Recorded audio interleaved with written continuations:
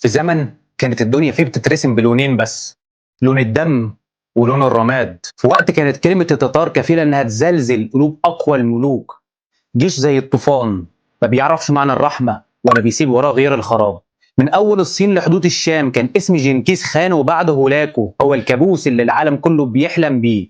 بغداد منارة العلم والحضارة انطفت، الخلافة العباسية بتاريخها وجبروتها اتمحت في أيام، والأمراء حواليها كانوا بيقعوا واحد ورا التاني زي أحجار الدومينو، اللي بيستسلم واللي بيهرب والأسوأ اللي بيخون. وسط الضلمة دي كلها وفي عز اليأس ده كان في شعلة نور رفضت إنها تنطفي، شعلة اتطفت بالدم، لكن ضياها هو اللي نور الطريق للمعركة اللي غيرت تاريخ العالم. النهارده قصتنا مش عن النصر اللي كلنا عارفينه عين جالوت، لا، قصتنا عن التضحية اللي صنعت النصر ده.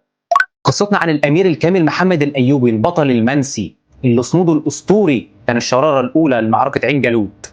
هولاكو سفاح العالم بعت رسالة لكل أمراء الشام، رسالة بسيطة وواضحة: استسلموا أو تموتوا.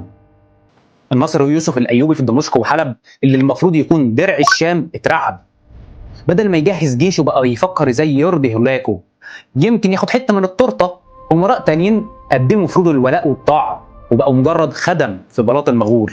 الخيانه كانت هي اللغه الرسميه، والجبن هو سيد الموقف، الا رجل واحد، واحد بس قال لا: الامير الكامل محمد الايوبي، حاكم مدينه مياه فرقين، مدينه صغيره على حدود الشام. وصل له رسول هولاكو برساله تهديد، والكل كان متوقع ان هو يستسلم زي اللي قبله، لكن الكامل بص لرسول التتار وبدل ما يرقع قتل الرسول.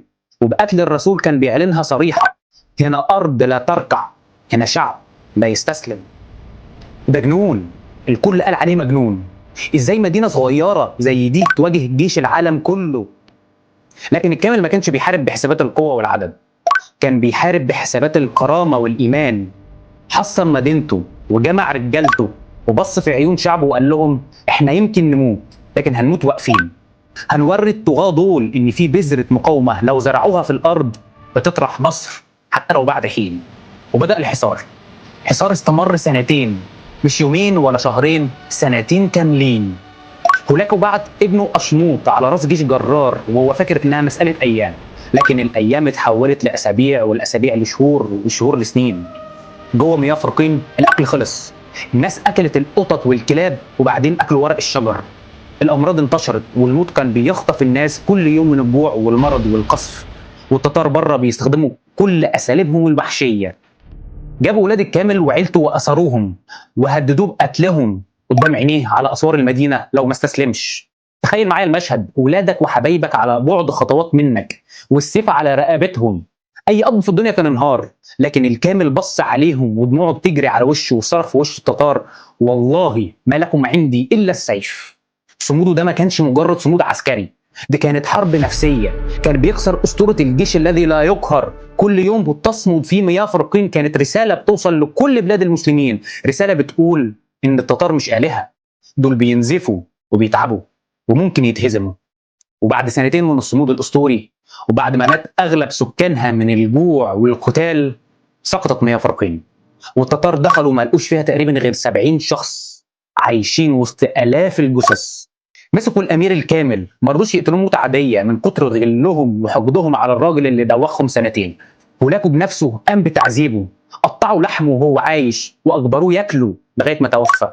هولاكو خد راس الكامل الشهيد ولف بيها في كل مدن الشام علشان يزرع الرعب في قلوب الناس، لكن اللي حصل كان العكس. الناس ما شافتش راس امير مهزوم، لا، الناس شافت تاج بطل، شافوا كرامه راجل فضل الموت على الخيانه. قصة صمود مياه فرقين وتضحية الكامل بقت هي الحكاية اللي بتتحكي في كل مكان، بقت هي النشيد اللي بيشعل الحماس في القلوب اللي كان اليأس موتها. الرسالة وصلت مصر، وصلت لقدس وبيبرس والمماليك، فهموا الدرس اللي الكامل كتبه بدمه: اللي بيخاف من الموت بيموت من الخوف، واللي بيواجه الموت علشان كرامته بيعيش للأبد. تضحية الكامل وحدت الصفوف وخلت الكل يعرف إن مفيش اختيار غير المواجهة. ولما جيش التتار وصل عين جالوت ما كانوش بيحاربوا جيش مصر بس، كانوا بيحاربوا روح الامير الكامل اللي كانت طايره فوق رؤوس الجنود. كانوا بيحاربوا صمود سنتين في مياه فرقين، كانوا بيحاربوا شعله الامل اللي رفضت تنطفي. وكان النصر، النصر العظيم في عين جالوت اللي انقذ مش بس الاسلام لكن انقذ حضاره العالم كله من وحشيه التتار. نصر كانت تكلفته غالية قوي، كان ثمنه روح بطل اسمه كامل محمد الأيوبي وأرواح أهل مدينة صمدت لحد آخر نفس.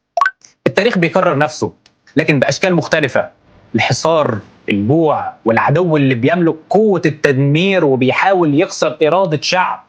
لما بنشوف غزة النهاردة وهي محاصرة وبتتضرب ليل نهار وبتقدم كل يوم شهداء، وبنشوف أهلها الصامدين ماسكين في أرضهم ورافضين يركعوا رغم الألم والجوع، بنشوف فيهم وجه الأمير الكامل، بنشوف فيهم صمود مياه فرقين.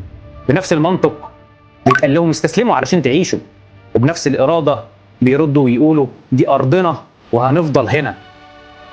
يمكن العالم شايفهم ضعفاء ومحاصرين، لكن صمودهم ده في حد ذاته قوة بتلهم كل أحرار العالم. شعلة بترفض تنطفي في عز الضلمة.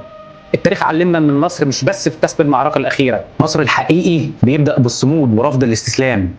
تضحية الكامل ما كانتش هزيمة، كانت هي الثمن الحقيقي لنصر عين جالوت. والسؤال لحضراتكم بعد كل اللي شفناه وسمعناه، هل تضحيات وصمود الأبطال زمان ودلوقتي مجرد قصص بنحكيها علشان نتأثر بيها شوية وخلاص، ولا هي دروس لازم نتعلمها علشان نعرف ان إرادة الشعوب الحرة عمرها ما بتتكسر؟